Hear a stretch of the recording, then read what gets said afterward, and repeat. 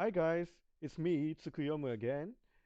And many of you might already noticed, the patch or the elimination of the trigger or meta skills from the patch 0.1.1 does not affect our build at all. And because I keep getting tons of questions and you guys showing tons of loves of my works and my builds, I have been testing my build in the past several days, and now I think I can bring you a much more simplified variant, which you can simply copy it from the build link I linked below in the description and make it work. But do notice that this is really a very base variant of the simplified variant, which I called it the CWDT Dualcaster Demon Infernalist. This one is the beginner variant of it, where it simply gives you the feel how the build should look like and how it feels when you're mapping. And do notice this simplified version or this beginner variant might not be capable to do some bossing content like the Burning Monolith one or the Ritual one. Other maps, other content should be fine, but you might suffer lack of DPS when have low Demon Flame stacks and you are trying to kill a meta boss, a pinnable boss like the bridge tier 4 bridge boss, or if you're trying to clear the tier 2 or tier 3 or tier 4 simulacrum, it might be you might lack of DPS if not if you don't stay long enough on the demon form. You want to be at least 200 stacks if you're dealing those high end game content with high difficulty. And the high difficulty, I mean tier 4 for breach bosses, and tier 2, meaning you have beat it once. The next tier, I call it tier 2, simulacrum or above. The ritual boss might be undoable because you lack of Flask coverage, and the burning monolith boss might also not doable because you also lack Flask coverage. If you're interested about how to improve or how to go into the advanced variant, check my videos out. I linked on the description. So let's begin. Basically, I've just tested and got a conclusion. You can just assemble your gear together. What you have to take care about is at the end your maximum life and your energy shield. The sum of them added together should be over 6,000. You have to have at least total life energy shield over 6,000 in order that you can copy this. You can copy this build guide. The more, the better. And you also want to have your Infernal Flame between the range 800 and 930. No less, no more, so that you can run it. And you see that my character is now level 93 Infernalist because in the test cases, I just noticed how safe and how tanky this build is, the simplified variant is. So, and you see that I still have 13 passive skill points available, meaning it is an level 80 build guide. So let's just begin.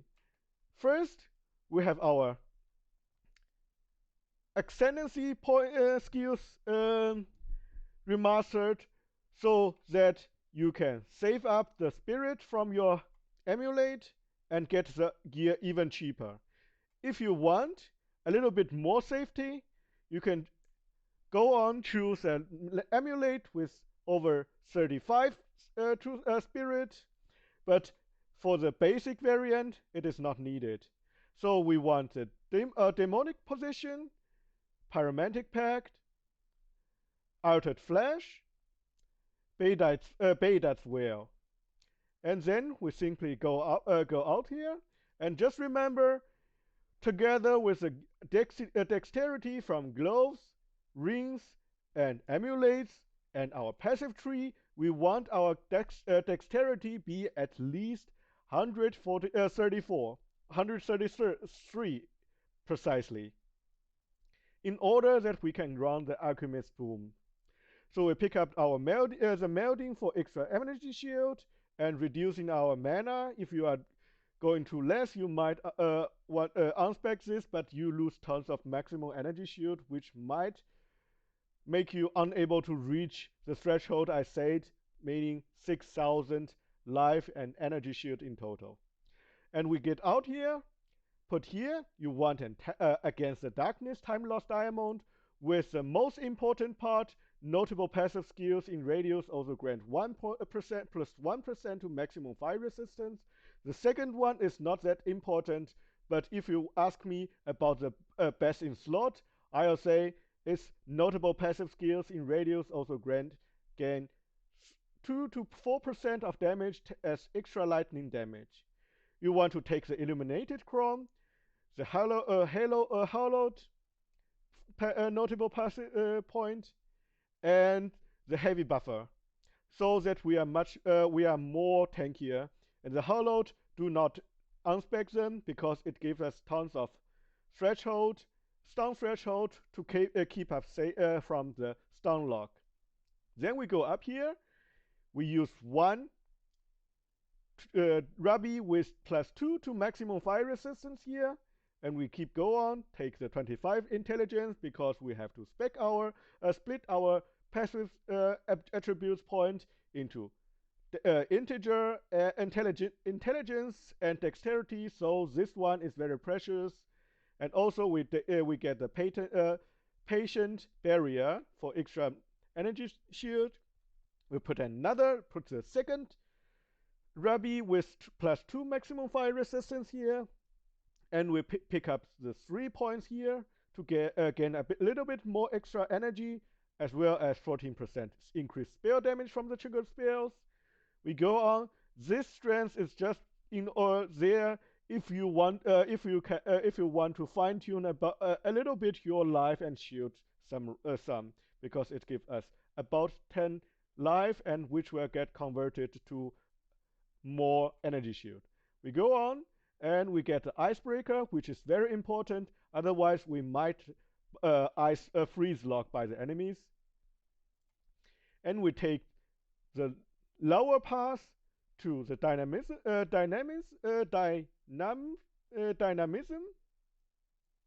for extra energy gain and nice 40% increased damage. Eternal Youth is is the most important one, so do not skip it. And we want to get all the points here, and Severin will make our Flask last longer. Okay, and then we get an emerald, the first emerald, which should give important is that we have 15% increased life recovery from flasks and 20% increased life flask charges gained. We go on and grab the right path to Hell Traveler, so we get even more recovery from the flask, and we also get 0.1 charges per second passively gained, so that our flask can sustain longer. The next, we keep go on, put our second emerald here, which should be the life flask charges gained. I have not a maximum roll here, but you might want to target the 20% maximum roll, and as well as the increased life recovery from flags, which you should also target, if possible, 15%, which means the max roll. And here you get the potent concoctions and the lasting concoctions for our flask to give us even more effect and even more duration and even more charges again. Then we go down the down road, put another emerald here, which gives us 15% increase flask effect duration, which is very important for our build this time. And you put also 15% increased you also want a 15% increased life recovery from flasks. And the last but not least, the last point we want to grab, which is also very, very, very important, is the oasis. It gives us 30% more recovery from flags, which is multiplied with all other effects. Next, we go to the gear information, which here is not that important. For the helmet, you just want you just want some resistance, and if possible, high energy shield. If not affordable, you can go a little bit lower, but I'd suggest at least 150 energy shield at end with maximum quality, if not more. The body armor, we want the Ghostwire tattered robe with the corrupted enchantment, 90%, 19% of damage taken recouped as life. The others are not that important. You want at least 50% here, and you want 2 rune socket here. Otherwise, it might be a little bit harder, and it might be a little bit, how to say, difficult here and more expensive if you want to cap your resistance. For the gloves, we want simply, if possible, high energy shield, high resistance, and if you happen to get one, dexterity here. For the boots, we want movement speed and resistance, as well as high energy shield. You do want a little bit more energy shield, so go aim at least 100 energy shield at the end. For the belt, you want to use the fine belt and do not use other belt, because this one is actually the best base for our build. For the prefix, you want to increase Flask life recovery rate, rolled at least 30%, if not higher. And on the suffix, you want to fill up your resistance. If possible, you might want to get the reduced flax charges gained, but that might be very expensive. For this one, I just paid 5 exos from the market to get it. Okay, so next, let's have a look at our rings.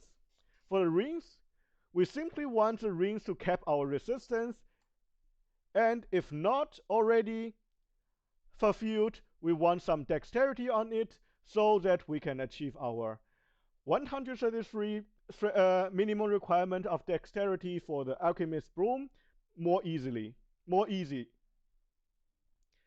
For the amulet, you have at least 15%, if not more. I'd strongly recommend it to get it at higher, as the higher damage recouped as row of this affix you get, the longer you can stay under demon form.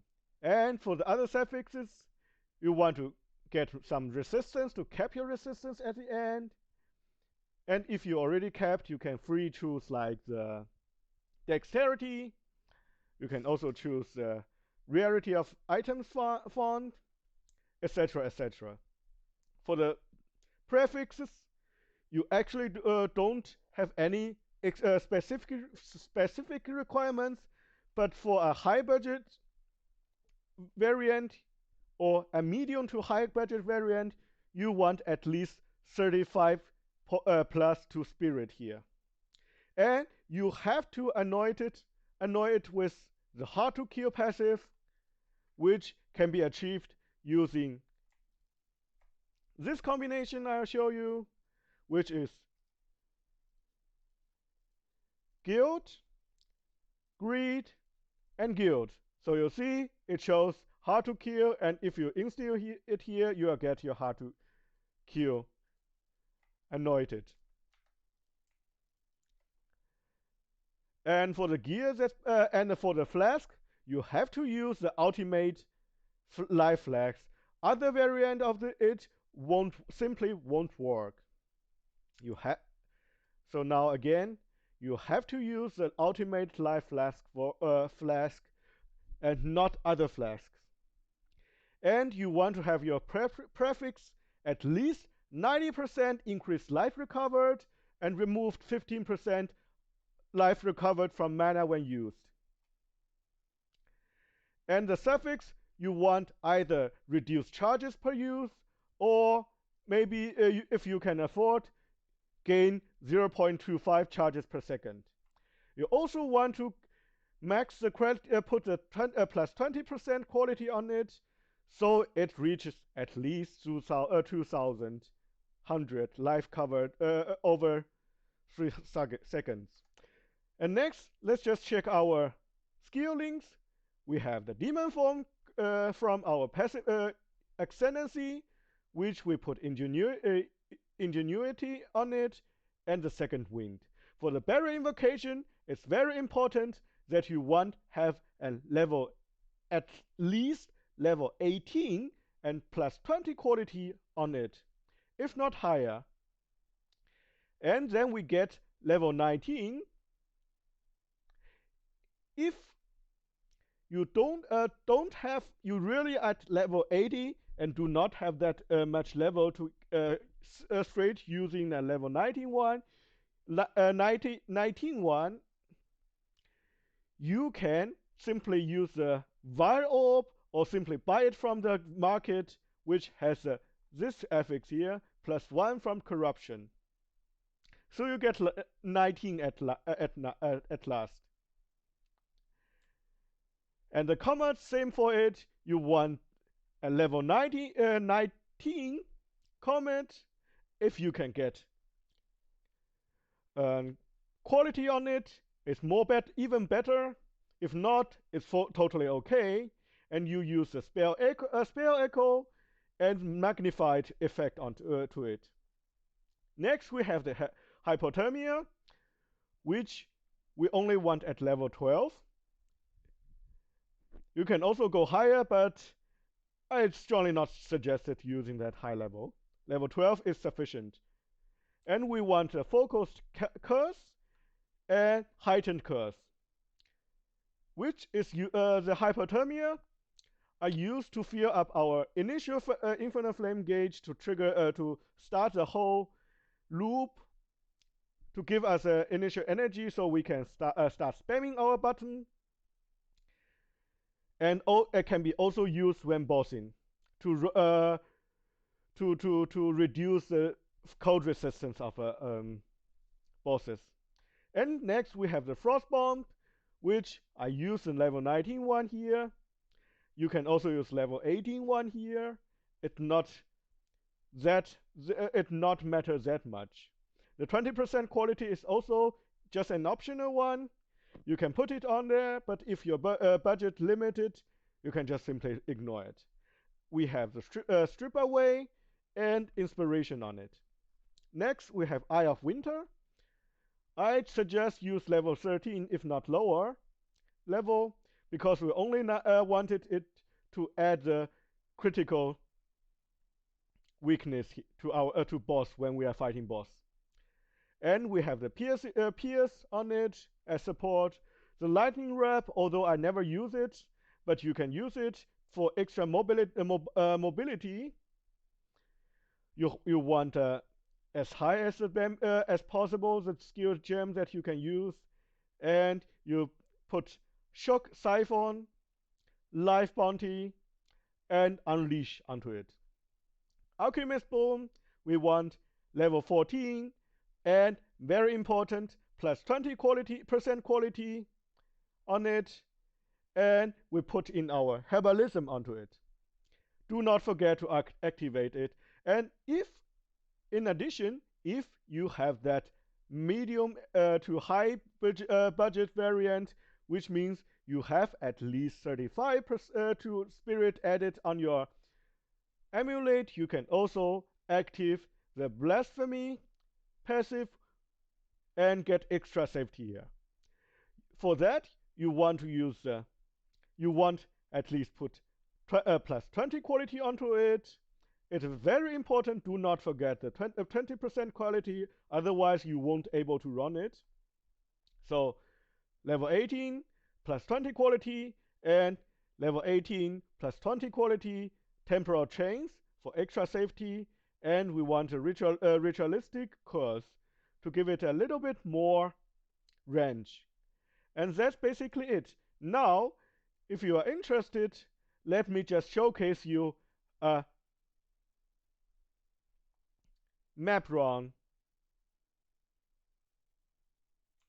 Yeah, we can do this one, I guess.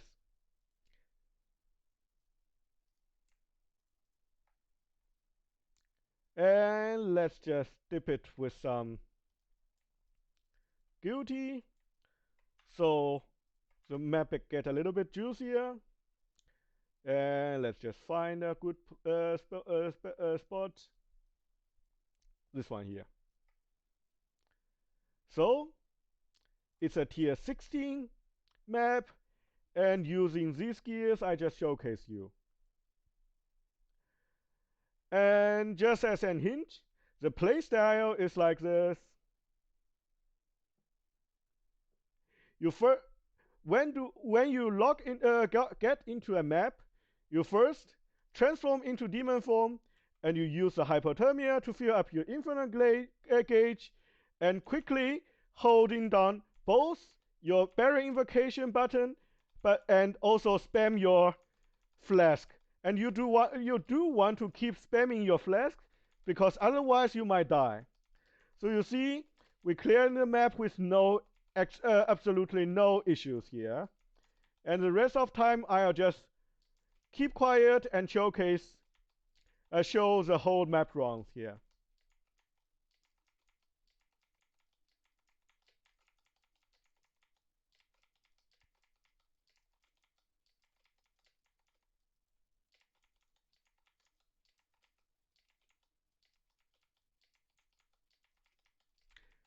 So you just hold down your right button, but do note you do not really want to hold it forever, because otherwise you might just got kicked out from the server due to too many actions per second.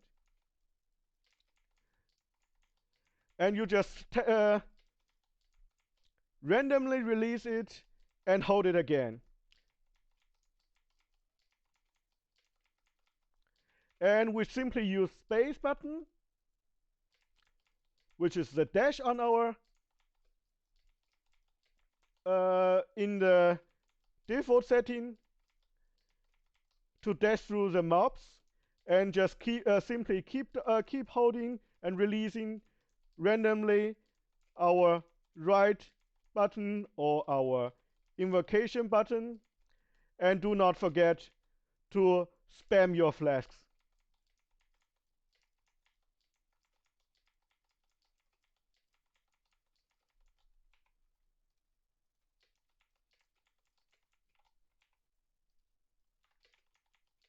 And you see,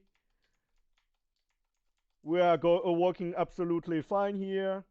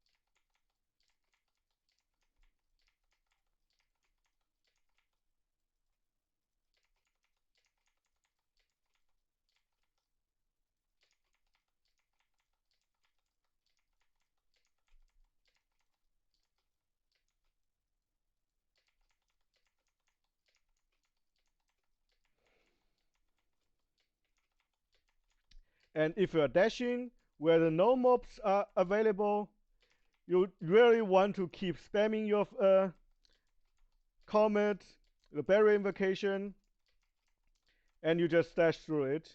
Otherwise, you might be forced out, get out of the demon form, and that is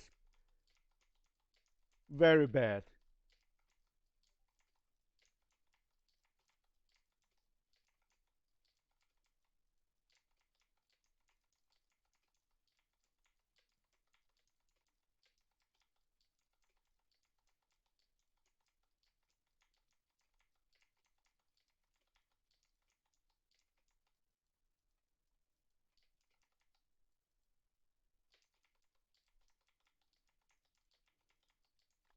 And do not forget that you have to spam your life flask. Just a reminder again. If you forgot to spam it and your flask effect ends and you didn't realize it, you just die in no time. So the map run is end. I guess I hope this guide helps you guys. And if you're interested, please subscribe, hit the like button, and if you have more questions, I have a Discord server created for you, linked in the description. Simply join it, and there are tons of warm-hearted people, experts, are ready to help you. So thank you for watching. I'll see you next time. Bye bye.